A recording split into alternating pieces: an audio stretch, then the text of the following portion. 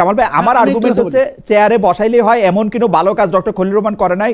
10 তারিখ ক্ষমতা ছেড়ে দিব, 9 তারিখ গিয়ে চুক্তি স্বাক্ষর করে আসছে এবং এই চুক্তি পুরোটাই বাংলাদেশের বিপক্ষে যাবে।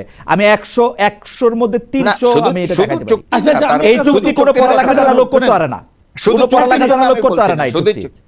এটা কথা বলি, শুনেন ভাইয়া, আমি একটা কথা বলি, সিম্পল কথা। দেখেন, জাহেদ চৌধুরী যে কথাটা বললেন, এটা ছাড়া আসলে বিএনপি যারা করেন অথবা যারা নাকি বিএনপিকে ভালোবাসেন, তাদের জন্য এর চেয়ে ভালো কোনো যুক্তি আসলে আর নাই। উনি সর্বোচ্চ যুক্তিটা দিয়েছেন। কিন্তু আমার কথাটা হলো কি, উনি বললেন না যে বিএনপি মাইন্ডেড অনেকের মধ্যে হয়তো এর চেয়ে যোগ্য লোক আছে, কিন্তু ক্যাবিনেটের মধ্যে নাই। ভাই, এই খলিলুর রহমান তো বিএনপি মাইন্ডেডও না। যদি উনি বিএনপি মাইন্ডেড হয়ে থাকেন, তাহলে যে ওই যে সন্দেহটা যে এই সরকারের উনি যে দায়িত্বে ছিলেন, উনি বিএনপিকে ক্ষমতায় আনতে চেয়েছেন, সেটা কি আরো বেশি? কাছে তো মনে হয় যে এই সরকার বিএনপিকে সাপোর্ট করছে, অন্তর্বর্তীকালীন সরকার। খলিলুর রহমানের নিযুক্তি এটা প্রমাণ। এর বিপক্ষে আপনি কি বলবেন? দেখেন, এই সরকার যদি বিএনপিকে সাপোর্ট করে থাকে সেটা অন্যায় করছে। আমার কিন্তু এটা বিএনপি জামাত কোনো ব্যাপার না, কিন্তু আমরা আলোচনা করতেছি সরকার তার উপর অর্পিত দায়িত্বটা ঠিকভাবে নিরপেক্ষভাবে পালন করতে পারলো কি, এবং ইলেকশনটা ভালো হলো। আপনি যদি ঘটনা প্রবাহের প্রেক্ষিতে বলেন, তাহলে আপনি শেষে এইমাত্র যে কথাটা বললেন যে খলিলুর রহমানকে প্রমাণ হিসেবে হাজির করলেন যে এই সরকার বিএনপিকে সাপোর্ট করেছে, এই প্রমাণটা কিন্তু ধোপে বেশি টেকে। এবং আমি মনে করি এটা খুবই একটা লজিক্যাল পয়েন্ট আপনি বলেছেন যে খলিলুর রহমানকে পররাষ্ট্রমন্ত্রী বানানোর কোন লজিক আমি বিএনপির জন্য পাই, দূরবর্তী লজিকও পাই না, দূরবর্তী লজিকও আসলে পাওয়া যায় না। আমি আপনাকে বলি জিনিসটা, এইটা করার সঙ্গে সঙ্গে বিএনপির ব্যাপারে কিন্তু এই প্রশ্নটা উঠবেই যে হোয়াই খলিলুর রহমান। আর 2 নম্বর কথা হলো, ওই এইটার সঙ্গে এটাও প্রমাণিত হবে যে ওই সরকার যে নিরপেক্ষ ছিল না সেটা প্রমাণিত হবে। আর একটা কথা আমি বলি, খলিলুর রহমান যখন ওই সরকারের সঙ্গে ছিলেন, উনার আন্ডারে কোন কোন ডিপার্টমেন্ট ছিলেন? তাহলে কি আমি বলবো সন্দেহ করতে যে ওই ডিপার্টমেন্ট গুলো বিএনপিকে ক্ষমতায় আনার জন্য ব্যবহৃত হয়েছে? অথবা খলিলুর রহমান প্রশ্ন করতে চাই কামাল ভাই, যদি সত্যি সত্যি বিএনপির মনে এই ধারণা থাকতো যে আমরা সবাই আঙ্গুল তুলবো খলিলুর রহমান কেন এখানে আসলো, বিশেষ করে খলিলুর রহমানের উপস্থিতি নিয়ে বিএনপি অনেক প্রশ্ন তুলছিল, তাহলে বিএনপি কিন্তু এত সাহস করে এত ব্লান্টলি এই ডিসিশন নিত না, ওনাকে আড়ালে রাখা দিত বা যাদের যাদের সাথে ষড়যন্ত্র করছে তাদের সাথে আসলে কথাই বলতো না। এতে কি তাদেরকে বেনিফিট অফ ডাউট দেওয়া যায় না? আসলে কোনো ষড়যন্ত্র ছিল না, তারা একটা ভালো লোকই খুঁজে বের করছে, এরকম কি মনে হয় কিনা? ভাইরে, বেনিফিট অফ ডাউট দিতে তো আমার কোনো আপত্তি নেই, কারণ আমরা একটা নতুন সরকার পাইছি। তাদেরকে প্রশ্নের মুখে দাঁড়া করে আমার কি লাভ? আমি তো বিএনপির এন্টি পার্টি না, কথাটা খেয়াল করেন। বিএনপি বেজ্জতি হইলো, বিএনপি বিব্রত হলো, আমার লাভটা কি? একটা বিব্রত সরকার কি দেশ চালাবে? আমি তো দেশটা ভালো চাচ্ছি, আমি বলতে চাচ্ছি তারা দেশটাকে ভালোভাবে চালায়। আমার বক্তব্যটা হলো অন্য জায়গায়। আমার বক্তব্য হলো কি যে বিএনপি এই কাজটা করলো কেন, এটা করে বিএনপির লাভটা কি হলো? বিএনপি ভালো লোক, সবচেয়ে ভালো লোক খুঁজে পাইছে সেটা বললে খলিলুর রহমান সবচেয়ে ভালো লোক। আমি বলি জাহেদ, না তাইলে আপনি এটা আমাকে বলতে আপনার প্রশ্নটা দেই। না আচ্ছা ঠিক আছে, বলেন ঠিক আছে, আপনার প্রশ্ন আমিও বলবো। আমার কথা হলো এখানে কয়েকটা। একটা জিনিস হলো যে বিএনপি এই প্রশ্নটাকে ইনভাইট করলো কেন, বিএনপি এই সন্দেহটাকে ইনভাইট করলো কেন? এর সম্ভাব্য একটা মাত্র কারণ যেটা আমি বুঝি, সেটা হলো বিএনপির উচিত ছিল প্রথমত ব্যাখ্যা দেওয়া যে তারা কেন করছে। তারা ব্যাখ্যা দিতে পারবে না, আমি একেবারে মোর দেন শিওর। আচ্ছা, এখন সম্ভাব্য একটাই মাত্র কারণ হতে পারে যে বাইরের চাপ, কোনো একটা চাপ, কোনো একটা গোষ্ঠীর চাপ, কোনো একটা দেশের চাপ, যে চাপের কারণে তারা এটা দিচ্ছে। তো সেই চাপটা হয়তো তাকে দেওয়ানো হয়েছে, হইতে পারে কিছু একটা। যদি সেটা হয় তাহলে এই দেশের একজন নাগরিক হিসাবে আমি ভয়ঙ্কর বিপদে আছি বলে মনে করি। কারণ আমার সরকার প্রধান, আমার সরকার বাইরের একটা চাপ দ্বারা এত নিয়ন্ত্রিত হবে, এটা তো আমি ভাবতে চাই না। আমার বক্তব্য এখানে, কারণ বিএনপি নিজেও জানে এটা একটা সুইসাইডাল ডিসিশন, কিন্তু বিএনপি সেই ডিসিশনটা নিয়েছে এবং মানে আমি তো বলবো নির্লজ্জের মতো নিয়েছি। আমরা পরবর্তী প্রসঙ্গে যাই জাহেদ ভাই। এই প্রসঙ্গটা জাহেদ ভাই আমি কামাল ভাইকে দিয়ে শুরু করতে চাই, আপনাকে এর করতে চাই, কারণ প্রসঙ্গটা এরকম যে আমরা দেখেছি যে ইরান আক্রান্ত হয়েছে, ইরানের সুপ্রিম লিডার সহ ইরানের বহু সামরিক নেতৃবৃন্দ বা যারা নেতৃত্ব দিয়েছেন তাদের সবাইকে মারা হয়েছে, সবাই এখানে নিহত হয়েছেন। মার্কিন যুক্তরাষ্ট্র বলছে যে এইটা আসলে একটা নেসেসারি এভিল, আমাদের এই কাজ করতে হইতো, এটা আমাদের জন্য, এবং ইসরায়েলের সাথে মিলে আমরা এটা করেছি। ইরান তার পাল্টা জবাব হিসেবে মধ্যপ্রাচ্যে বিভিন্ন জায়গায় থাকা যেটা হচ্ছে যে বেজ, ইউএস বেজ বলে বিভিন্ন জায়গায় তারা আক্রমণ করেছে, বিভিন্ন কি পয়েন্টটা তারা আক্রমণ করেছে। বাংলাদেশ সরকারের ন্যাচারালি কিছু একটা প্রতিক্রিয়া দেখাতে হয়েছে, তারা একটা প্রতিক্রিয়া দেখিয়েছে। সেই প্রতিক্রিয়াটা আমরা জানি, প্রথমে তারা দুঃখ প্রকাশ করেছে, তারপর আবার এটার জন্য আবার দুঃখ প্রকাশ করেছে, একবার ইরানের পক্ষে গেছে, একবার ইরানের বিপক্ষে গেছে। কিন্তু আসলে বাংলাদেশ সরকারের জন্য প্রপার পলিসি কি হতে পারতো? কামাল ভাই আপনি কি মনে করেন? জাহিদ ভাই আপনি কি মনে করেন? আমি কামাল ভাই কিন্তু শুরু করতে চাই, কারণ সেইখানে হচ্ছে যে মানে আমরা এমন একটা অবস্থায় আছি, ইরান ক্ষতিগ্রস্ত করেছে কাতার, দুবাই, সৌদি আরব, ওমান, বাহরাইনের কিছু অংশকে, যেখানে আমাদের শত শত লক্ষ লক্ষ লোক এখানে কাজ করতেছে। সেখানে আবার ইরানের উপরে হামলাটাকেও আমরা আসলে ভালো চোখে দেখতে পারতেছি না। আমরা আসলে পররাষ্ট্র মানে আমার নুরুল কবির ভাইয়ের কথা মনে হচ্ছে, নুরুল কবির ভাই বলতেছেন যে এরকম একটা স্পষ্ট অবস্থান নিচ্ছে না, নাম নিচ্ছে না, কিন্তু আসলে আমরা কি করতে পারতাম? এই অবস্থানটা আমাদের কি হইতে পারতো? কামাল ভাই যদি একটু বলেন। দেখেন, আমরা মানে বৈশ্বিকভাবে যদি বিবেচনা করি, আমরা যে অবস্থানে আছি এই অবস্থানে কিন্তু আমাদের এর চেয়ে ভালো কিছু করার কোনো সুযোগও ছিল না। কারণ আমরা প্রথমত কি দেখব? আমরা প্রথমত দেখব যে আমার দেশের নাগরিক যারা আছেন, যারা বিদেশে আছেন, তাদের নিরাপত্তাটা পৃথিবীর সব দেশের জন্য এটাই একদম প্রাথমিক চিন্তা, যে আমার নাগরিকের কি হবে। এবং সেই চিন্তার কথা যদি আপনি ভাবেন তাহলে এটাই। আচ্ছা, ধরে নেন আমি তেহরানের পক্ষে, আমি ইরানের পক্ষে অনেক বক্তব্য দিলাম, তাতে কি আমার দেশের নাগরিক বলেন ওখানে যারা আছে অথবা যারা আমার দেশে আছে, ওদের জন্য কি কোনো সুবিধা হবে? হতে তো পারবে না। এখন আপনি বলবেন তাহলে কি মানবিকতা বলতে কিছু নাই? হ্যাঁ আছে। এখন মানবিকতা করতে যে আমি যদি এখানে আমেরিকা যে কাজটা করছি, গুরুতর অন্যায় করছি, এবং এটা কোনো রকম মানে সভ্যতার কোনো বিচারেই এটাকে গ্রহণযোগ্য বলা যায় না, যে কাজগুলি ট্রাম্প করছেন। এবং ট্রাম্পের এই কাজের সমালোচনা তো ট্রাম্পের দেশের লোকই করতেছে এখন, তাই না? তো সেক্ষেত্রে আমাকে তো তাকে সমর্থন করার কোনো সুযোগই নাই। কিন্তু তারপরও আমি কি করতে পারতাম? এবং আমি মনে করি আমার দেশের সরকার যেটা করছে, যে প্রতিক্রিয়া দেখাইছে, এর চেয়ে অন্য কোনো প্রতিক্রিয়া দেখানোর কোনো সুযোগ আমাদের ছিল বলে আমি বলছিলাম যে এই 1.5 বছরে মাজার ভাঙা হয়েছে, বাউল আকরা বাউল প্রতিষ্ঠান ইয়া থেকে নিয়ে পুরাই দেওয়া হয়েছে, মানুষজন, মিডিয়া হাউস, সব জায়গায় অনেক ঝামেলা হয়েছে। উনি এগুলিকে বিচ্ছিন্ন ঘটনা বলছেন। আমার প্রশ্ন হচ্ছে যে আপনিও এরকমটা মনে করেন কিনা যে ইসলামপন্থীরা সর্বোচ্চ ক্ষমতা দখল মানে ভোগ করছে ইডিওলজিক্যালি? আমার পরবর্তী প্রশ্ন হচ্ছে এখন ক্ষমতাটা আসলে কার কাছে? মানে বিএনপি তো দলগতভাবে নিজেদের চেহারাটা একটু অন্যভাবে করতে চাইতেছে, মানে ফার রাইট বা সেন্টার রাইট থেকে ওরা একটু লেফট লিনিয়েন্ট রাইট হতে যাচ্ছে কিনা, ওই জায়গাটাও যদি একটু বলেন। আমরা জাহেদ ভাইয়ের কাছেও এটা পরে শুনবো, আপনার কাছে আগে একটু শুনে নিই।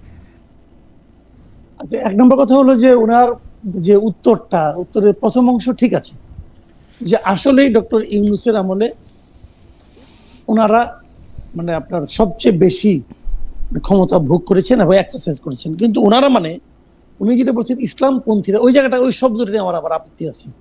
ওটা ইসলামপন্থী হবে না, ওটা হবে ইসলাম নামধারী দলগুলো।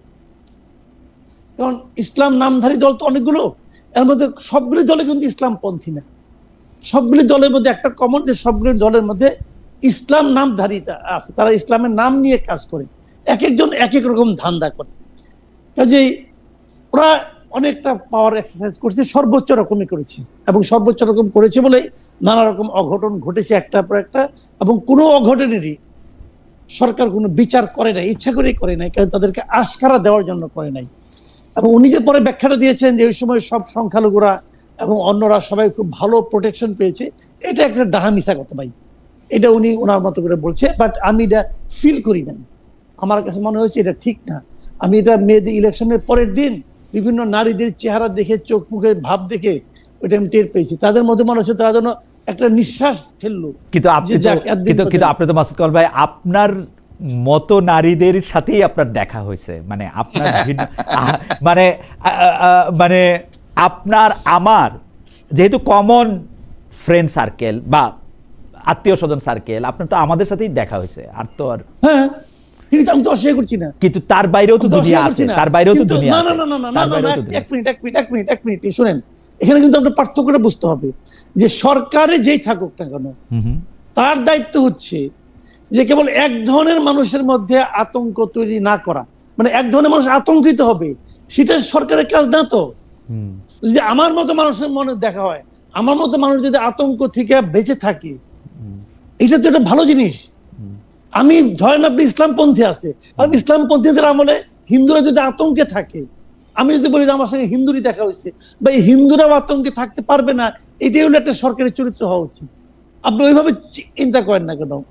তো এতে কোনো সমস্যা নাই। কিন্তু এরকম না তো কামাল ভাই, এটা এরকম না তো কামাল ভাই, এটা এরকম না তো বিএনপি আছে কামাল ভাই, এটা এরকম না তো যে আপনি যারা দেখতে পারেন না তার চলনটা আপনার বাঁকা মনে হচ্ছে, ওরকম না বাঁকা মনে হচ্ছে না।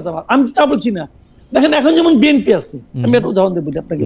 বিএনপি আছে, বিএনপির আমলেও আপনি যদি অন্য অন্য বিভিন্ন রাজনৈতিক দলকে যারা নাকি বিএনপি কে সাপোর্ট করে না, বিএনপি করে না, তাদেরকে যদি আপনি জিজ্ঞাসা করেন, তারা কিন্তু বলবে তারা আগের ইউনুসের চেয়ে এখন মানে কম আতঙ্কে আছে, বলবে। তো এখন এই বলাটাকে আপনি বলবেন যে তুমি ইউনুসের সাপোর্ট করো নাই, অতএব তুমি এরকম বলতেছো? কিন্তু আমরা তো এনসিপি দের দেখতেছি যে তারা মনে করতেছিল যে তারা আগে ভালো আছে, এখন সব চাঁদাবাজ হয়ে যাচ্ছে। আমরা বাইরের যে বড় বড় ইনফ্লুয়েন্সার তাদের দেখতে পাচ্ছি যে বিভিন্ন জায়গায় সব চাঁদাবাজরা আসতেছে, বাংলাদেশ ব্যাংক ডাকাতি হয়ে যাচ্ছে। এগুলো তো পলিটিক্যাল লোক। শুনেন, আমি আবার বলছি, আমি কিন্তু বলেছি আমি সাধারণ মেয়েদের মধ্যে দেখছি তারা পলিটিক্যাল পার্টি করে না। কিন্তু আমি সাধারণ মানুষের কথা ভাবেন না। আপনি পলিটিক্যাল যারা নাকি ইনফ্লুয়েন্সার, যারা নাকি পলিটিক্যাল পার্টির লিডার, তাদের কথা তো, তাদের তো একটা ধান্দা আছে রে ভাই। তুই যারা সাধারণ মানুষ, আপনি তাদের কথা বলেন। আমি তো আপনার কাছে আপনি যেহেতু আমার সাক্ষাৎ বড় ভাই, আপনার কাছে যে বিভিন্ন সময় বিচার দেই, এই জন্য বলি জাহেদ ভাইয়ের সাক্ষী রাইকা যে আমি তো সাধারণ মানুষই খুঁজে পাই না, সবই তো অসাধারণ, সবারই তো কোনো না কোনো বক্তব্য বা বায়াস আছে। না শুনেন, বাংলাদেশের সাধারণ মানুষই বেশি। কই আপনি তো সাধারণ মানুষ খুঁজে পাই না ভাই। পাবেন না কেন? আপনি সাধারণ মানুষ তো খুঁজবেন না, খুঁজলে পাবেন না। কিন্তু আচ্ছা খুঁজেন না, কি করবেন না? হাত বাড়াইলে যার গায়ে স্পর্শ লাগে সেই সাধারণ মানুষ, যে রিক্সায় উঠেন সেই সাধারণ মানুষ, যে কারণ বাজার জায়গা থেকে বাজার করেন সেই সাধারণ মানুষ। আমার সঙ্গে ডেইলি দেখা হয়। আচ্ছা, আমাদের খুব বেশি নাই, কিন্তু আমরা যদি বিবেচনায় বেশ কয়েকটা জিনিস রাখি, একটা হচ্ছে বাক স্বাধীনতা, 2 হচ্ছে ন্যায় বিচার, 3 হচ্ছে যে ইনস্টিটিউশনগুলি ধ্বংস হয়ে গেছে বা ব্যক্তি কুক্ষিগত হয়েছিল বলে আমরা দেখছি, সেগুলির পুনরুদ্ধার আপনি দেখেন কিনা। আমরা আপাতত আজকে আপনার কাছ থেকে এটা জানতে চাই যে আগামী 2 বছর 5 বছর আপনি কিরকম দেখেন। দেখেন, আমরা যদি ওভাবে ধরি, সরকারের মাত্র আমরা সকালটাও দেখি নাই কিন্তু এখনো, মানে সকাল দেখতে গেলে আরো সময় লাগে। অল্প একটু সময়, মাত্র এখনো মানে 20 দিনও হয়নি এই সরকার এসেছে। এর মধ্যে আমি এই সরকার প্রধানের বেশ কিছু পদক্ষেপ দেখেছি, যেগুলো আমার কাছে একটু নতুন পদক্ষেপ, নতুন এবং ইতিবাচক পদক্ষেপ মনে হয়েছে। এটা যখন দেখি তখন একদিকে আনন্দিত হই, একদিকে আশান্বিত হই, আবার আরেকদিকে হতাশ হই। হতাশ হই এই কারণে, উনি যা কিছু করেছেন, যা কিছু দেখিয়েছেন, উনি কার জন্য দেখিয়েছেন? আমার বক্তব্যটা এখানে। যেমন ধরেন, উনি বলছেন উনি সরকারি গাড়ি নেবেন না, সরকারি তেল ব্যবহার করবেন না, সরকারি গাড়ির চালক নেবেন না। সরকারি তেল কতটুকু? দিনে 18 লিটার তেল পান একজন মন্ত্রী। 18 লিটার তেল উনি নেবেন না, এতে কি আমার অর্থনীতি চেঞ্জ হয়ে যাবে? হবে না। কিন্তু উনি এটা বলেছেন কেন? উনি বলেছেন, উনি একটা এক্সাম্পল ক্রিয়েট করতে চেয়েছেন। উনি বলতে চেয়েছেন আমরা সরকারে এসেছি, আমরা জনগণের কাছ থেকে নেওয়ার জন্য আসি নাই, কিছু দেওয়ার জন্য এসেছি। এই এক্সাম্পলটা উনি ক্রিয়েট করতে চেয়েছেন, যারা কি আমাদের কাছে দেখা একমাত্র উদাহরণ। এর আগে আমরা এরকম দেখিনি কোনো প্রধানমন্ত্রী এরকম বলেছেন যে উনি এটা করেছেন। কিন্তু লাভটা কি হলো? লাভটা কি হলো মানে কি, ওনার কোনো মন্ত্রী, একজন মাত্র মন্ত্রী ছাড়া আর কোনো মন্ত্রী তো এটা অনুসরণ করলেন না। অথচ দেখেন, আমরা যদি হলফনামার দিকে তাকাই, ওনার সকল মন্ত্রীর অর্থনৈতিক অবস্থা ওনার চেয়ে বেটার, এবং এই সকল মন্ত্রীর নিজস্ব গাড়ি আছে, এবং সেইগুলি অনেক বিলাসবহুল গাড়ি। উনি সরকারি গাড়ি ব্যবহার করে কি করবেন? ওনার তো নিজেরই গাড়ি আছে, এইটা ওনার জন্য কিচ্ছু না। কিন্তু ওনারা এটা ত্যাগ করলেন না কেন? করলেন না এই কারণে যে ওনারা তো বলতে পারতেন আমার প্রধানমন্ত্রী নিবে না, আমরাও কেউ নিব না। ওনারা তো বলতে পারতেন। কেন করে না জানেন? আমি বলি কেন করে না। সংসদ সদস্য হিসেবে শপথ নেওয়ার পরেই ওনারা সবাই মিলে বললেন, সিদ্ধান্ত নিলেন না যে আমরা প্লট নিব না, ট্যাক্স ফ্রি গাড়ি নিব না। সবাই কিন্তু রাজি হয়ে গেছে। রাজি হওয়ার পর এদের মধ্যে অনেকে আফসোসের সীমা নাই, হৃদয়টা ভেঙে গেছে, যেটা কি করলাম, না করে কোনো উপায় ছিল না সবার সামনে। তো না করে কোনো উপায় ছিল না। কিন্তু এখন ওই ভুলটা তারা দ্বিতীয়বার আর করতে চাচ্ছে না। তারেক রহমান বলছে বলুক গা, তাতে কি আসে যায়, আমি এটা মানতাম না। এই যে সংকীর্ণ না কিন্তু আমার একটা কথা কন্ত, আমি মন্ত্রী হইলে গাড়ি নিমু না, তেল নিমু না, সারাক্ষণ আপনার সমালোচনা শুনবো, 36 ঘন্টা কাজ করবো, আমার মন্ত্রীটা হইয়া লাভটা কি? আমার আমি মন্ত্রীটা হবো কেন? আমি আপনার এই সার্ভিস কেন দিমু? 22 ঘন্টায় সার্ভিস আপনার কেন দিমু? রাখেন আমি খালেদ বলছি, আপনি খুব ভালো পয়েন্ট ধরছেন। তার মানে আমার লাভটা কি? আমার লাভটা কি আছে ভাবেন, কিন্তু আপনি কিন্তু লাভের কথা ভাবছেন। আপনি লাভ, এবং সেই আমি তো এটা চাকরি হিসেবে দেখতেছি কামাল ভাই, আমি তো এটা চাকরি হিসেবেই দেখব। আপনি দেখেন চাকরি হিসেবে, কারণ আপনি সারা জীবন চাকরি করছেন, সমস্যা নাই। আমিও চাকরি হিসেবে দেখি, আমি চাকরি হিসেবে শুনেন, আমিও চাকরি হিসেবে দেখি বলেই, আমিও চাকরি হিসেবে দেখি বলেই আমি কিন্তু আমাদেরই বন্ধু কলিগ জাহেদ যখন নাকি প্রতিমন্ত্রী মর্যাদায় গেল, তখন আমি কিন্তু অবাক হয়েছি। এই যে চাকরি হিসেবে তারা ভালো না, চাকরি হিসেবে জাহেদ যা ইনকাম করতে ইউটিউব থেকে, তার 4 ভাগের 1 ভাগ সেখানে পাবে না।